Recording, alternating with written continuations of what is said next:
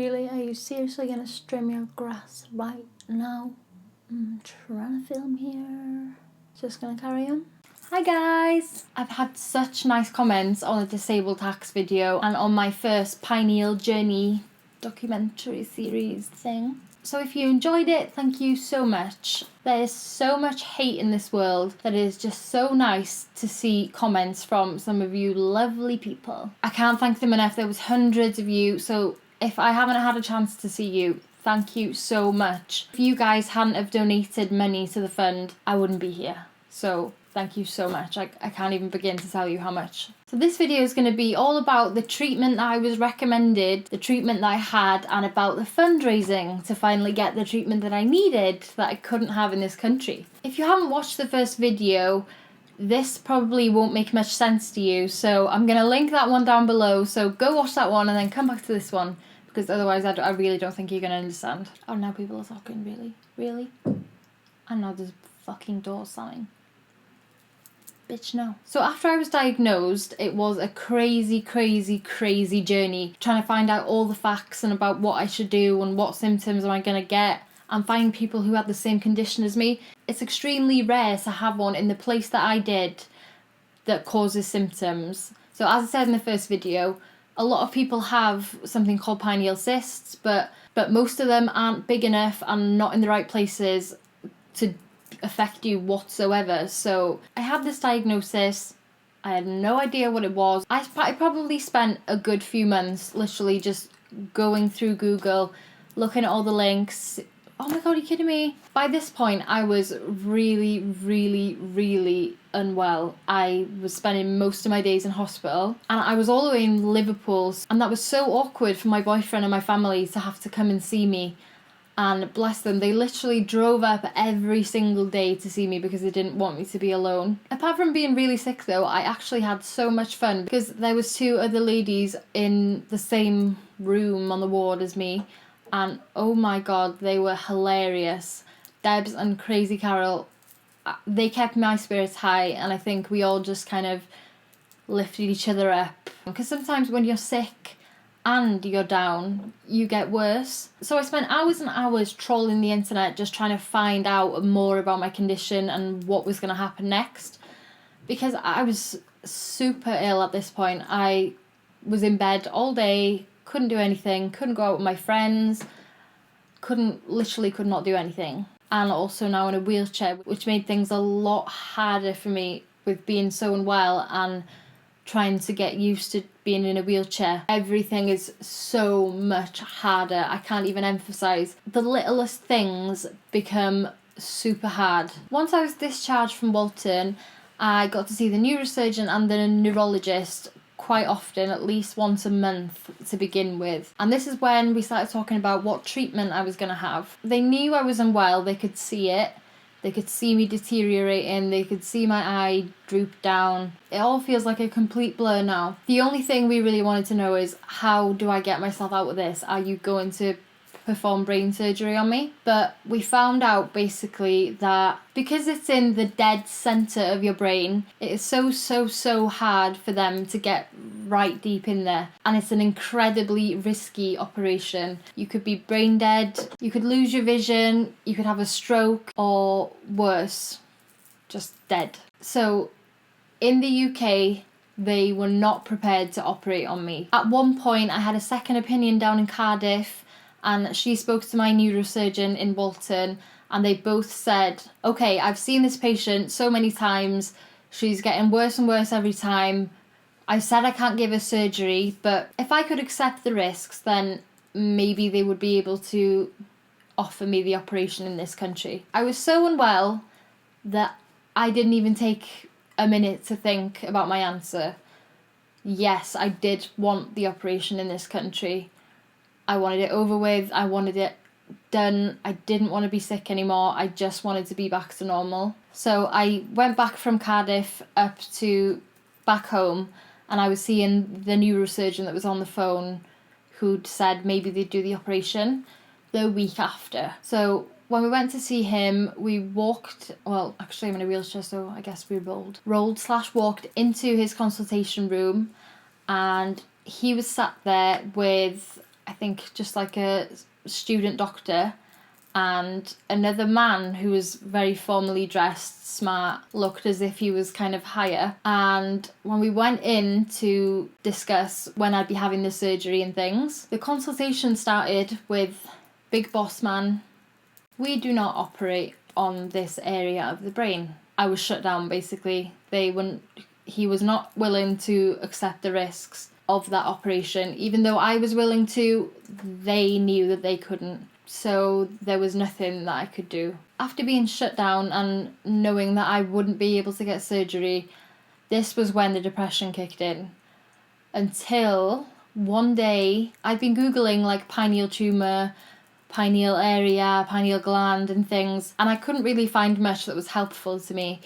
But one day I realised I hadn't actually written it in my Facebook search bar, so I wrote it in. From there I found a secret group which people add you into, and it's private so that you can be as open as you want. That's where I found the most amazing people on this planet. They were going through the same struggles as me. They had the same symptoms, they were unwell, they were being fobbed off by the doctors saying that they wouldn't operate. And I was just so glad to be able to speak to people who understood, because all my family, all my friends, everyone around me was so supportive, but it's not quite the same until you meet someone that's in the same situation. And this was when I was introduced to a doctor that did operate on this area of the blind.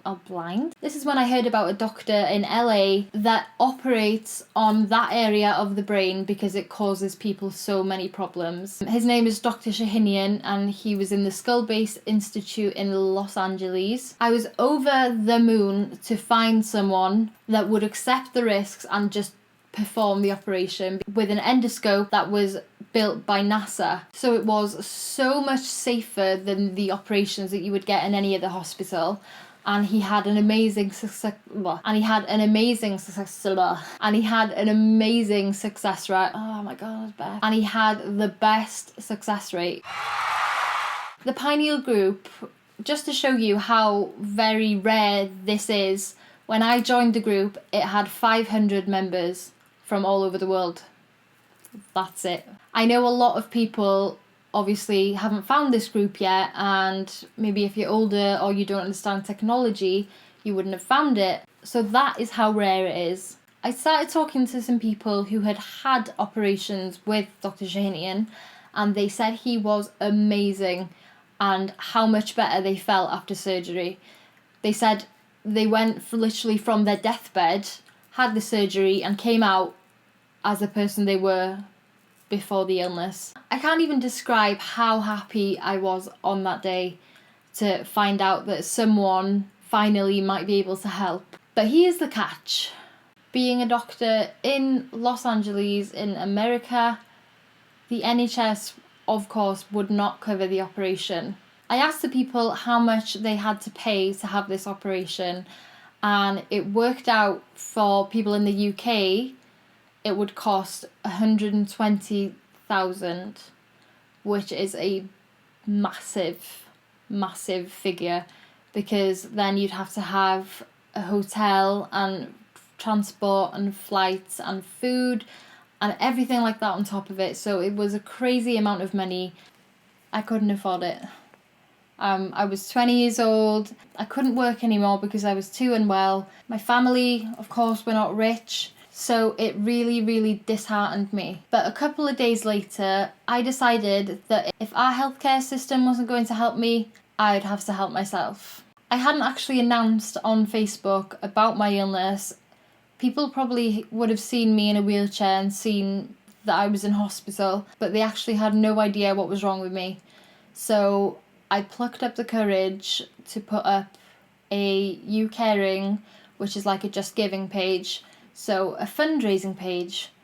I explained all my story, explained who Dr. Shahinian was, what he did, and I just prayed that people would help. In the first hour, there was over £1,000 in the fund. I could not believe it. This is when I got so happy that I lived in a small community, because if I lived in a big city, no one would listen. But because we live in such a small place, everyone kind of knows everyone's business, which was a good thing in this instance. And everyone absolutely flooded the Just Giving page with donations. A Facebook group was set up so that we could update each other and talk about what we could do, and everything just fell into place so well. I didn't tell anyone in my family that I was going to put the page up. I just did it. And the next morning they phoned me and they were like, "Oh my God, you are crazy." And they said they were so proud of me for not letting this illness beat me and just take charge. There were fun days planned, there were concerts planned, there were auctions, there were raffles, there were fundraising tins in shops. We made wristbands with Get Beth to the USA on them that we sold to raise money. We had hoodies printed with Team Beth. I would go around Anglesey and I would see people like in the shop or walking past and they had their Team Beth jumper on, and oh my God, it was the craziest feeling. I have never ever felt so proud of where I live and the people who live here. Most of the people that I met and came across were some of the most amazing, generous, lovely people. And anyone who donated to the fund or sent me messages wishing me to be well again, thank you so much. If you are one of those people who in any way helped me, I would not be here without you. So thank you so much. I will forever be in debt to you, and if there's anything I can do, please message me and I will try my best. So in November 2014, we organised a Skype call with Dr. Shahinian, and this is what he said. That's how this thing starts. First we do the consultation, and then I tell him if you are a surgical candidate, which in your case you are. No, not everyone has it. Why have you? You have it, sir. You certainly have it. Why? Yeah. Why does it come to some people and not others? Because sometimes it has to be big enough and put enough pressure to develop the syndrome.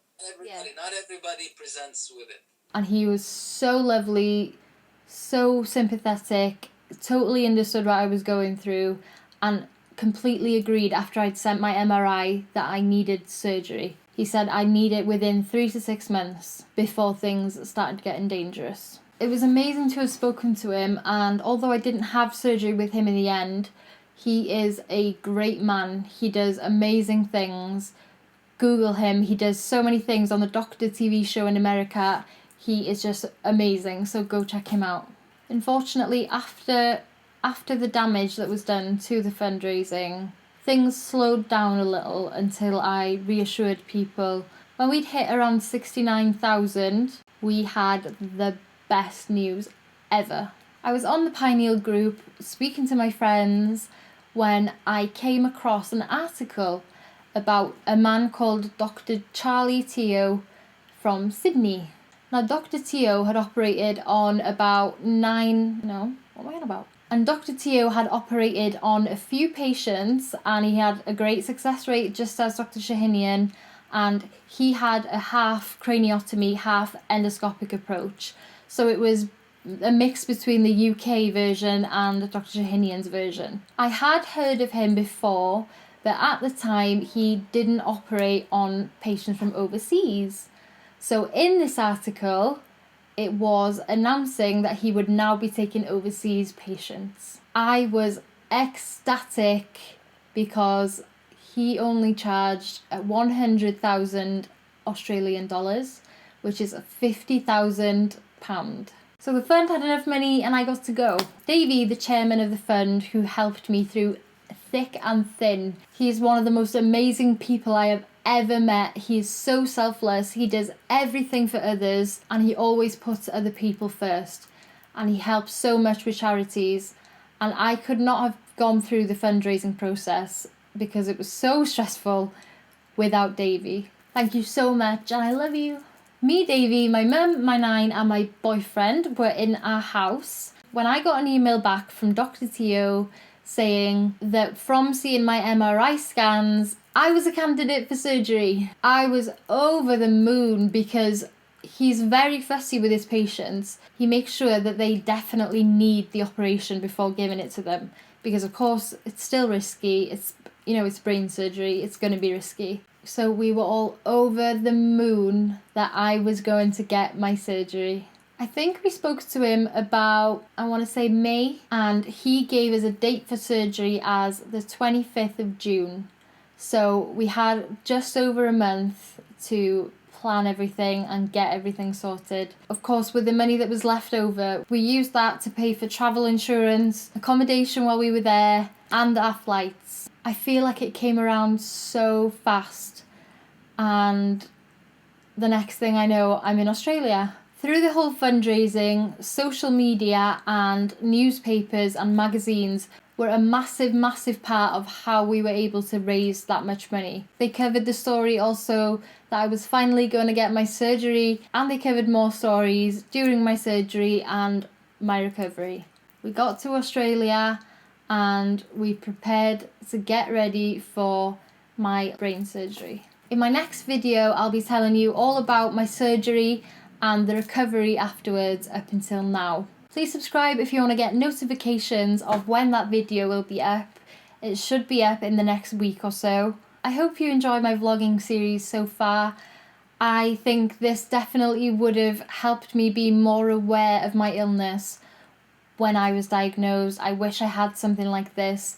So hopefully this will now be a video that people who are diagnosed can go and watch. So hopefully they'll find this video. If I could just help one person understand the diagnosis and give them a platform to reach out to me, then that is good enough for me. So again, a massive, massive, massive thank you to everyone who fundraised. Please, if you see me in the street or you see me in Tesco or wherever, please stop and chat to me. I would love to be able to thank you all personally. Again, I am forever in debt to you, and if there's anything I can do to help, please do let me know. I hope to see you in my next video, and have a great day.